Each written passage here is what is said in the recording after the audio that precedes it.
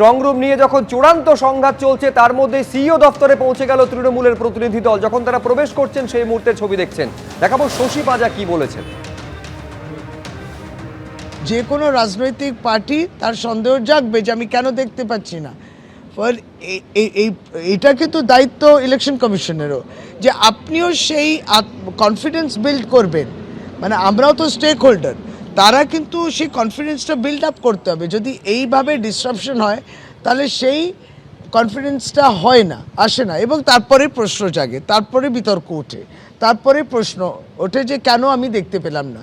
গতকালকে ক্ষুদিরাম অনুশীলনীতে যখন আমরা প্রতিবাদ করলাম যে দুটি বিষয় নিয়ে, তারপরে দেখুন গতকাল রাত্রি থেকে এই দুর্গমতো অবস্থা করে দিয়ে বন্ধ করে দিয়েছে। এই যে আগে আপনি যে ক্যামেরা অবধি পৌঁছতে পারতেন সেটা প্রত্যেকটা পলিটিক্যাল পার্টি রিপ্রেজেন্টেটিভ পৌঁছতে পারতো, প্রেস দেখতে পারতো, বন্ধ করে দেওয়া হলো। আজকে 13 ঘন্টা, সকালে 13 ঘন্টা প্রায় কোনো রাজনৈতিক দলের কোনো রাজনৈতিক কর্মী কিন্তু ওইগুলো দেখতে পারলো না, ভিজুয়ালসগুলো। অর্থাৎ একদিকে স্ট্রং রুম নিয়ে সংঘাত, শহর থেকে জেলা বিভিন্ন স্ট্রং রুমে নিরাপত্তা জোরদার করা হয়েছে।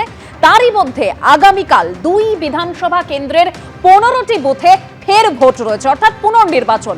কাল মগরাহাট পশ্চিমের 11টি বুথে পুনর্নির্বাচন, তারই পাশাপাশি ডায়মন্ড হারবারের 4টি বুথে পুনর্নির্বাচন রয়েছে বলেই কমিশন জানিয়েছে।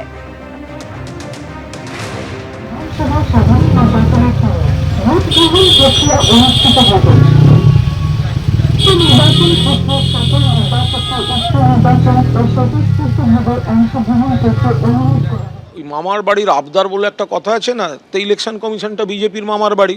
বিজেপি যা দাবি করছে সেইগুলোই ওরা দিচ্ছে। এমনিতেই দক্ষিণ 24 পরগনা নিয়ে একটু ওদের বাড়তি ভয়, বাড়তি উদ্বেগ। মানুষ ভোট দিয়েছেন, অকারণে জোর করে মানুষকে আবার বিব্রত করে ভোটে নিয়ে যাচ্ছে। ওই বুথগুলোতে তৃণমূল বিপুল ভোটে জিতবে, এটা শুধুমাত্র বিজেপির রাজনৈতিক আবদার। সেটাকে রাখতে গিয়ে বিজেপির মামার বাড়ি নির্বাচন কমিশন অকারণ এই জিনিসটা করলেন। অন্যদিকে ফলতা বিধানসভার 30টি বুথে পুনর্নির্বাচন চেয়ে রিপোর্ট জমা পড়েছে কমিশনে। বন্ধ ক্যামেরা, ইভিএম এ টেপ থাকায় একটি দলকেই শুধু ভোট দেওয়া গেছে বলে উল্লেখ রয়েছে রিপোর্টে, এমনটা সূত্র মারফত জানা যায়। ফলতার একাধিক বুথে বন্ধই করে দেওয়া হয়েছিল একাধিক ক্যামেরা। ফলতার ভোট নিয়ে স্ক্রুটিনিতে এই চাঞ্চল্যকর তথ্য উঠে এসেছে বলে সূত্র মারফত জানা গেছে। টেপ রিমুভ দুপুর 1টা নাগাদ তথ্য দিয়ে জানিয়েছিলেন প্রিসাইডিং অফিসার।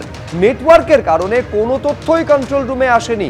খবর আসার আগেই ফলতায় 58% ভোট পড়ে গেছিল। ইভিএম এ টেপ থাকায় দুপুর 1টা পর্যন্ত অন্য কাউকে, একটিমাত্র দল ছাড়া আর ভোট দেওয়ার উপায় ছিল না। ফলতার একাধিক বুথে পুনর্নির্বাচন চেয়ে কমিশনের কাছে রিপোর্ট জমা পড়েছে বলে সূত্র মারফত জানা যাচ্ছে। 30টি বুথে রিপোল চাওয়া হয়েছিল। ফলতার কিছু বুথে 100% পর্যন্ত ভোট পড়ে গিয়েছে। কমিশনের নজরে এরকম 30টি বুথ রয়েছে। অনিয়ম হয়েছে বলে 2 দিন ধরে স্কুটিনি করে সিদ্ধান্ত নিয়েছে। 2 দিন ধরে স্কুটিনি করেছে, নিয়ম জানে না। যেমন কাল গিয়ে উনি ঘরে পরার মতো শাড়ি পরে বসছিলেন ওখানে ড্রামা করতে, দিয়ে 5 স্টার ওয়াশরুম নিয়ে এসেছিলেন গাড়ি করে। আপনি দেখলেন তো নিয়মটা কি হয়, আমি ওকে শিখিয়ে দিলাম ওনাকে। একটা রিপোল বুথে করতে গেলে কমপ্লেন করতে হয় ক্যান্ডিডেটকে, তারপরে সিসিটিভি ফুটেজ এবং প্রিজাইডিং অফিসারের হ্যান্ডবুক, অবজারভারের রিপোর্ট স্কুটিনি করতে হয়, করে ইলেকশন কমিশনকে ডিসিশন নিতে হয়। সেই জন্য 2 দিন সময় লেগেছে। আমরা মনে করি যেটা করেছেন ঠিক করেছেন। ডায়মন্ড হারবার বিধানসভায় আরও 12টা বুথে দেওয়া উচিত ছিল এবং এন্টায়ার ফলতাতে রিপোল হওয়া উচিত, না হলেও অন্তত 60টা বুথে রিপোল করা উচিত। এবিপি আনন্দ, এগিয়ে থাকে, এগিয়ে রাখে।